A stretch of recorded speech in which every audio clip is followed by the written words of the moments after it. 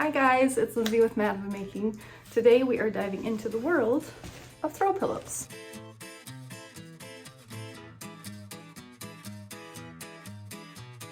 All right, let's dive into throw pillows. So today I'm just going to cover kind of the anatomy of a throw pillow. So what are the different types of stuffing that are available for a throw pillow form, what you might use them for, and then the pros and cons of each. So the first one that we're going to start with is called fiber fill. Fiber fill is probably the most common stuffing that you'll find in a throw pillow. If you go to a store and you buy a set of throw pillows that are already made, more often than not, this is the type of filling that you're going to find inside of there. Let's get a nice good close-up of this. The reason that is called fiber fill is that when you kind of look up close at the product, it's made up of just thousands and thousands and thousands of little tiny fibers that are quite long. When they kind of pile those up, that's where you get this fluff from.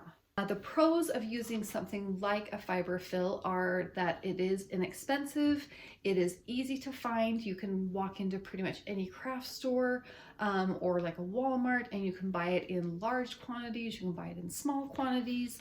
It's not hard to track down. Some of the cons of using a product like the fiber fill is that over time, those long fibers will start to kind of wind themselves around each other and the pillow is going to become lumpy.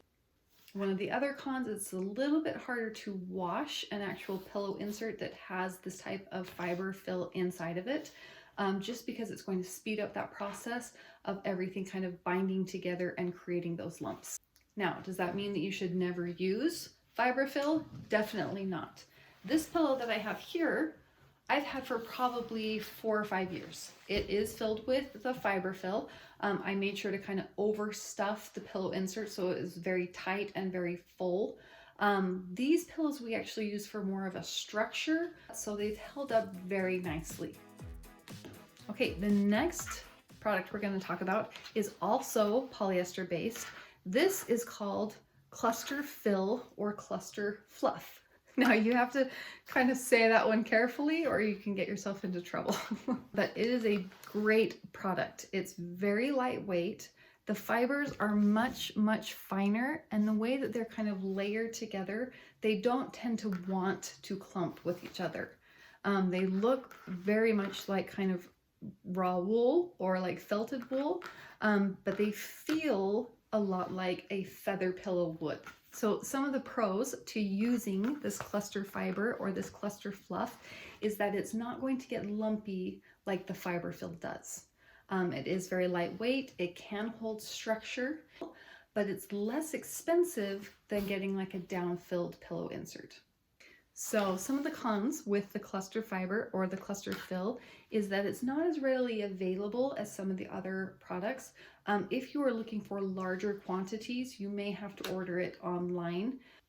And the last con that I would mention, just more from my own personal experience, is that it is harder to wash. It seems like it doesn't quite fluff back up like it did before it was washed.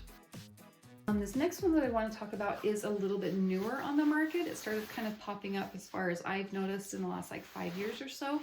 This is a memory foam shred. So inside this little round pillow, they have taken memory foam and it's shredded down into little bits and then it's filled back up inside the pillow.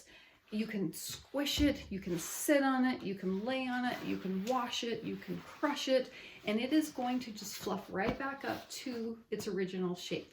I would definitely put that in the pro column, especially if you're going for more of a structured pillow, something that's going to get used heavily.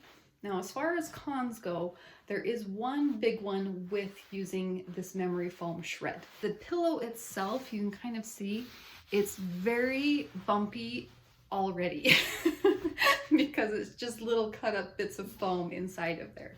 So if you are doing a project with a heavy duty upholstery fabric, that is not going to be a problem. But if you are using like a home decor fabric or a lighter cotton, you are going to have to take an extra step in order to get kind of a smooth look with this type of pillow insert. Now, the last one that I want to talk about is the feather-filled pillow or a down pillow insert. Now, all down pillow inserts are not created equal. When you look at a down pillow insert, usually on the tag, it's going to give you a percentage of feathers to down. So 90% feathers to 10% down is pretty common with most pillow inserts.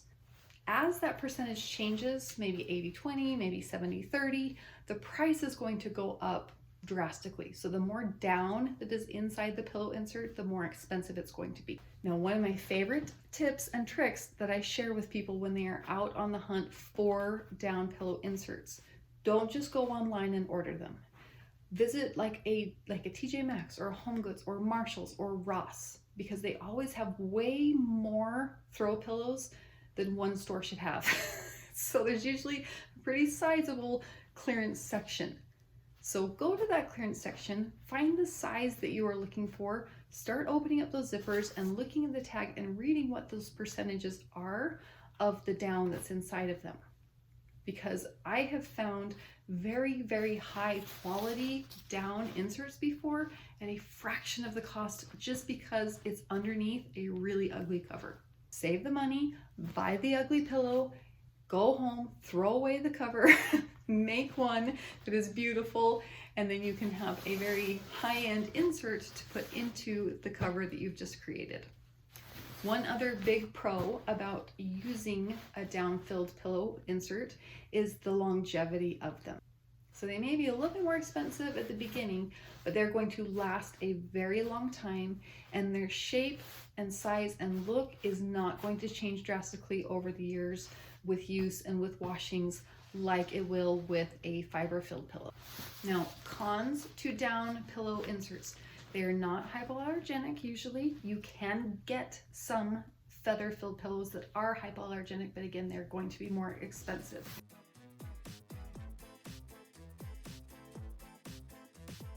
So why does any of this matter? Well, I have found in my own projects that when I'm going to take the time to invest my money in certain fabrics, my time in making something, I usually have a pretty clear picture in my head of how I want them to look or how I want them to turn out.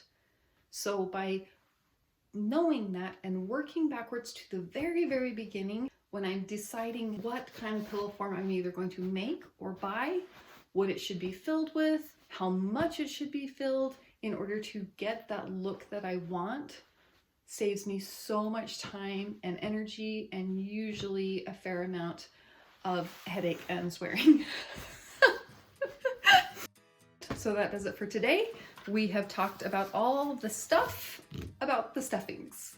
Next time we are going to talk about measuring your actual pillow insert, to cutting the fabric, figuring out zipper placement, and getting behind the sewing machine. If you have any questions, leave them in the comments. If you have enjoyed the video, you want to follow along for more, you know what to do. Hit all the buttons, like all the things, subscribe to my channel, and follow along for more Madam Making.